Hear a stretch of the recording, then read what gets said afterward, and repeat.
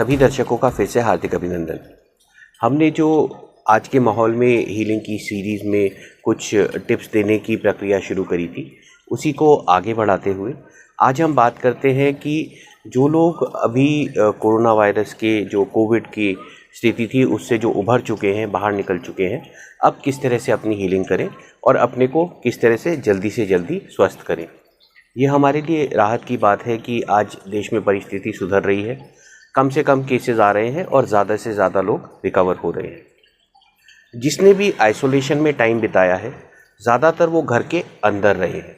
इसीलिए हम ये वीडियो जानबूझकर आज सुबह सुबह की धूप में बना रहे हैं कि आपको याद रहे कि आपको धूप में थोड़ी देर सुबह बैठना है।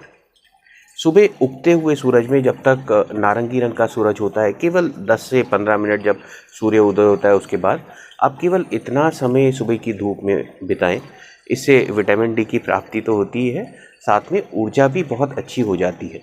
उसी समय बैठे बैठे अगर आप प्राणायाम, योगासन, कुछ इस तरह की गतिविधियां कर सकें या ध्यान कर सकें तो आपकी ऊर्जा बहुत अच्छी रहती है। आप अगर उसी समय बैठकर अपनी 21 मिनट की डेली सेल्फ हीलिंग कर लें तो वो भी बहुत अच्छा रहेगा। जो सांस लेने का तरीका है उसमें एक और चीज़ आप छोटा सा प्रयोग कर सकते हैं कि दिन में कम से कम 4 से 5 बार आप अपनी सांस को धीमा कर दीजिए। मतलब जितनी, जैसे आप अगर इतना ले रहे हैं उसको लंबा कर दीजिए। अब साथ में सांस को फॉलो करिए कि नाक के अंदर गई, मुंह के अंदर गई, पूरा अंदर तक छाती में गई, एब्डोमेन के आसपास आपको पेट बाहर आते हुए लगा। तो अब साथ में ऑब्जर्व करिए कि मसल्स कितनी टेंस है और हर बार सांस लेते हुए अपनी बॉडी को ढीला कर दीजिए। और साथ ही में विजुअलाइज करिए कि अंदर आते हुए एक ब्राइट एनर्जी अंदर आई और सांस बाहर छोड़ते हुए सारी धुएं जैसी एनर्जी बाहर चली गई। आप 4 से 5 बार ये गतिविधि दिन में करिए। इससे आपको रिलैक्सेशन भी मिलेगा और ये एक मेंटल टेक्निक है जिससे आप अपनी एनर्जी को बहुत अच्छा कर सकते हैं।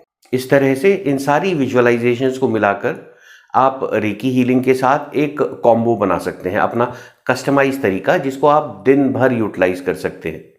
साथ ही में हमने जो प्राणायाम की बात पहले भी करी थी कि आप सुबह उठते ही, यानी कि आप सुबह उठे, आपने अपनी जो प्रार्थना ब्रह्मांड से करनी है वो करी, आपने जो कृतज्ञता, फॉरगिवनेस, जो भी प्रैक्टिस आप करते हैं वो करी।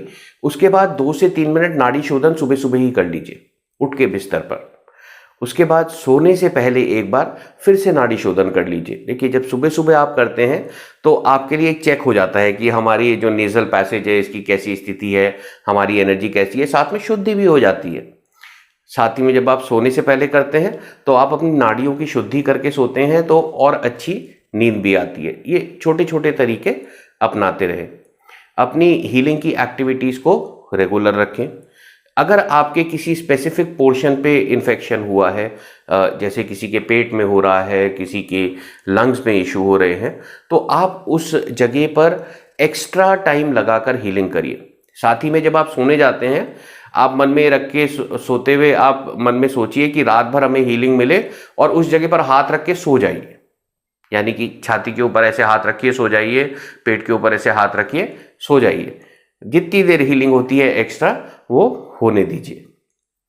जो क्रिस्टल्स का उपयोग है, हीलिंग लैंप का उपयोग है, ये सब भी करते रहें। और हो सके तो कुछ दिन के लिए जो अपना पिलो है, ये जो मैट्रेस है, उसी के नीचे कुछ क्रिस्टल रख दें, उनकी फ़ोटो खींच के अपने कैमरे में ले लें। तो जब अगर टाइम मिले तो आप अगर क्रिस्टल को रोज़ उठा के प्रोग्राम कर सकते हैं तो कर लें, नहीं तो आप उसी फोटो को देखें, डिस्टेंस में उनसे कनेक्ट करें और उनकी रोज़ हीलिंग करें कि या उनकी प्रोग्रामिंग करें कि वो आपको रोज़ अच्छी हीलिंग देते रहें। अपने खाने को, पानी को, दवाइयों को हील करना ज़रूर याद रखें। अगर आप पहले से कोई हीलिंग नहीं करते हैं, कम से कम जब आप खा रहे हैं या आपने हाथ में पकड़ा है, thank you, I love you बोल दीजिए, आभार, प्रेम बोल दीजिए या मन में बोल दीजिए, हे ब्रह्मांड आपका धन्यवाद, इस अन्न से मुझे हीलिंग ऊर्जा मिल रही है, इस जल से मुझे हीलिंग की ऊर्जा मिल रही है। बस इतना करें। जो हमारी मेंटल प्रोग्रामिंग होती है, असल में जो हमारे मन में भाव होते हैं, उसी से वह खाना भी प्रोग्राम हो जाता है, तो उसकी ऊर्जा अच्छी रहती है। आप अगर डाउजिंग करते हैं या एल रॉड्स का इस्तेमाल करते हैं डाउजर या एलरॉड्स का, तो आप इसको प्रैक्टिकली एक्सपेरिमेंट भी कर सकते हैं कि आपने खाने की पहले एनर्जी चेक करी, आपने बस मन में खाने के लिए अच्छे भाव रखे, इसी तरह से बस सोचा कि इस खाने से मुझे केवल हीलिंग की ऊर्जा मिलती है, धन्यवाद धन्यवाद धन्यवाद। आप उसके बाद एनर्जी चेक करिए, आपको थोड़ा डिफरेंस उसमें ज़रूर मिलेगा। तो अपने खाने को, पानी को हील करके ही कंज्यूम करें, और खासकर दवाइयों को कंज्यूम करते हुए मन में भावना रखें कि इस दवाई से मुझे केवल पॉजिटिव एनर्जी मिल रही है। और जितने हमारे नेचुरल हर्ब्स हैं आसपास, नीम, तुलसी, गिलोई, अश्वगंधा, इन सब का यूज़ करें ताकि आपकी बॉडी में जो हमारे ट्रेडिशनल तरीके हैं इम्यूनिटी को अच्छा रखने के लिए, उनके माध्यम से आपकी बॉडी में बहुत अच्छी इम्यूनिटी बनी रहे। हीलिंग के तरीकों को बिल्कुल सिंपल रखें, बहुत ज़्यादा करने की कोशिश ना करें। अगर आप उसको ओवरडू करते हैं, यानी कि आप हर चीज़ में कुछ ना कुछ करने की कोशिश करते हैं और वो आपके रूटीन से क्लैश करता है, तो वो चीज़ें छूट जाती हैं। तो अपने रूटीन में देखें कि आप कहाँ पर क्या चीज़ फिट कर सकते हैं और अपना एक कैलेंडर बना लें। साथ ही में जो बड़ा पुराना तरीका है चेकलिस्ट का, कि आप चाहें तो एक पेपर पर लिख लें कि आपको दिन भर में क्या क्या हीलिंग की गतिविधि करनी है, और शाम को सोने से पहले या अगले दिन आप टिक टिक कर लें कि हमने क्या क्या किया था। इससे होगा क्या कि आपको अपने लिए वो गतिविधि करने के लिए मोटिवेशन भी मिलेगा, और आप अपना चेक भी रखेंगे कि आपने कितना किया जो आपने प्लान किया था। अफर्मेशंस का इस्तेमाल करें, अच्छे शब्द अपने मन में लेकर आएं, प्रकृति पर भरोसा रखें और अपने को अच्छी तरह से रोज हील करते रहें।